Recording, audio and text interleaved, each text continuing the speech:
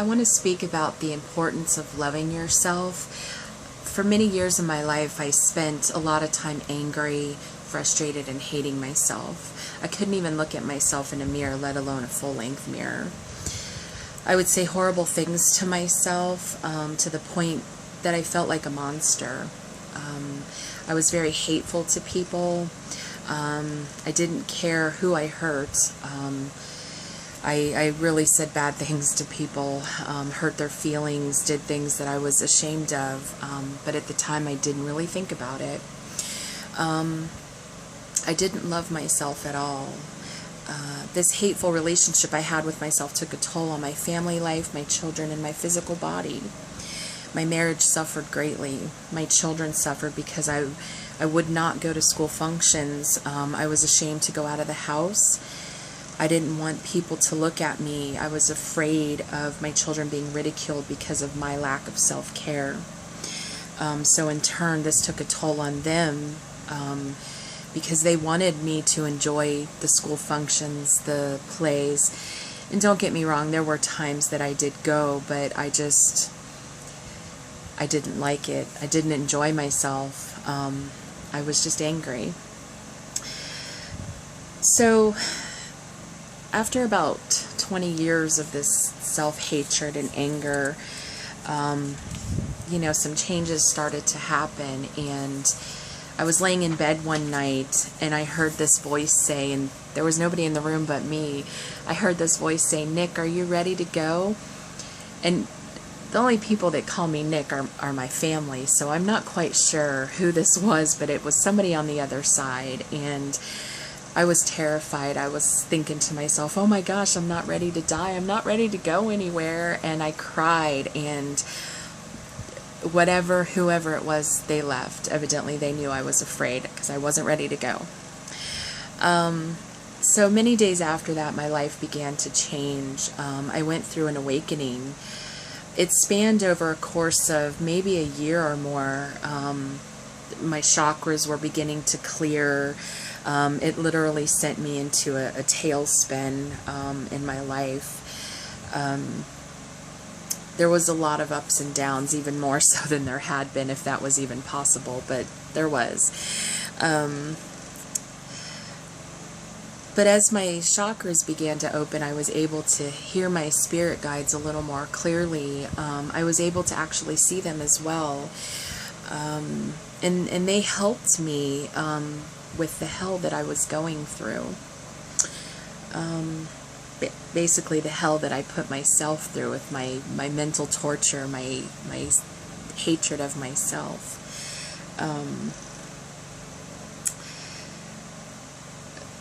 And this awakening brought me to a place of meeting better quality of people. There were more positive influences in my life. These people helped to guide me and to teach me about loving and honoring myself, and most of all, respecting myself. Growing up, many of us are not taught to love ourselves. We are taught, basic survival. We're taught how to take care of others, but not always how to love ourselves or how to talk positive to ourselves.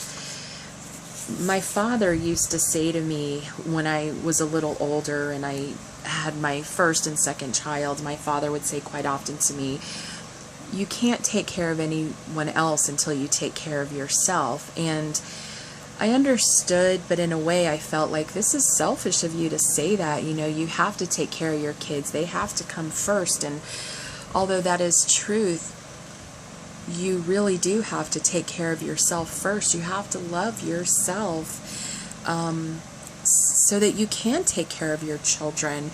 When you don't love yourself and you're hateful and you're angry, for me, I spent a lot of time in bed. I spent a lot of time by myself, and I didn't really spend a lot of time with my kids. I was just angry and frustrated. But as I grew through my awakening and through the positive influences and those words that my father would speak, I learned that it is true. You have to take care of yourself. You have to love yourself in order to love others.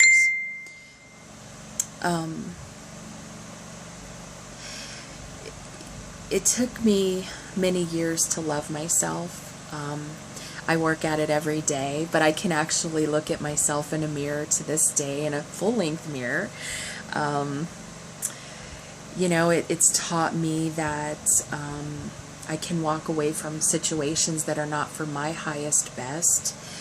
I've learned too that even though I love someone, if a situation isn't the best for that person and I, being in a relationship, that it's okay to walk away, and it's okay to still love that person, but you just have to love them from afar. And that's part of loving yourself, is knowing when to walk away from a situation that does not serve you. And it's important for our health too. When you don't love yourself, you don't care about yourself, you don't care what you look like, you don't care if you're overeating, but so it does help you with your health, your relationship with yourself. And most of all, I learned that it helped me with my relationship with Source. The vibration of love is so high, and it just raises you up to a place of higher understanding, and just draws you closer to God and Goddess. So there are some things that I wanted to share about when you begin to love yourself. When you begin to love yourself, when you love who you are, you accept who you are. It gives you confidence and approval. You will avoid self-reproach. Loving yourself means being less anxious and depressed, and less self-torture. When you love yourself, you look better. I don't know about today, but if you love yourself, you are more likely to have a better family life, and I can speak that is true. When you love yourself, you love the situations you're in with your children. You appreciate things more. And you have happier children too. And lastly, when you love yourself, the world around you changes. And that is very true. My world has changed. I have a better respect for myself. I can look at myself. I talk better to myself. The way I talk to people is different and better. So I have some things here also that I want to share about 6 ways to start loving yourself. 6 ways to start loving yourself. Get rid of negative influences, which I did do that, and that helps a great deal. Take more time to do the things that you want to do. When you don't love yourself, you don't really do things that you enjoy. You spend your time just in this negative ball of nothingness. And when you take times to do things that you enjoy, like sitting outside in the sun or going swimming with your children, it just enriches your life. Take a step out of your comfort zone. This I have done as well. This, for an example, speaking to people, talking in front of people, that I am not good at, but I'm here doing it right now. Be active. Getting yourself out of the house more. Spending time with your kids, your family, your friends. Just be active. It just helps you. Meditate. I don't always meditate, but when I do feel better. I have a much more clearer sense of myself, and it's a clearer connection with my spirit guides as well. And lastly, number 6 is to compliment yourself, and that is important as well. Positive self-talk. So I leave everyone with this in hopes that everyone learns the importance of loving yourself. And so it is. Thank you.